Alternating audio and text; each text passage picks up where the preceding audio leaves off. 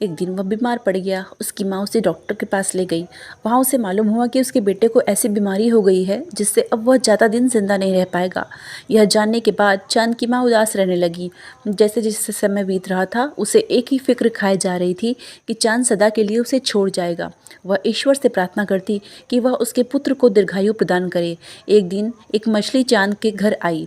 चांद की माँ ने कहा, अंदर आओ। तो मछली बोली, नहीं, पहले तुम मुझसे वादा करो कि तुम मुझे नहीं खाओगी। चांद की माँ दुखी स्वर में बोली, कैसी बातें करती हो, घर आए अतिथि को मैं खाऊंगी। मेरा विश्वास करो, अंदर आ जाओ। मछली ने अपने मुंह से एक हरे रंग की पेड़ की पत्ती निकालकर उसे देते हुए कहा, तुम चांद को इसे अभी खिला दो, देखना जल्द ही इसकी बीमारी ठीक हो जाएगी। चांद की माँ को विश्वास नहीं हुआ। वह बोली, मैं नहीं मानती कि इस पत्ते को खिलाने से मेरे बेटे की जान बच सकती है। मछली ने विश्वास दिलाया, धैर्यपूर्वक ईश्वर पर विश्वास करो। यह कहकर मछली चली गई। चांद की माँ ने वह हरी पत्ती चांद को खिला दी। फिर आसमान की तरफ देखकर बोली, हे ईश्वर, मैंने तुम्हारे भरोसे अपने बेटे को वह पत्ती खिलाई है, अब तुम ही उसकी रक्षा करना। सवेरा हुआ। चांद खुशी से पानी में खेल रहा था, जैसे कि उसे कुछ हुआ ही ना हो। उसकी माँ यह देखकर हैरान हो गई। वह समझ गई कि उसके चांद की बीमारी ईश्वर ने सदा के लिए दूर कर दी है।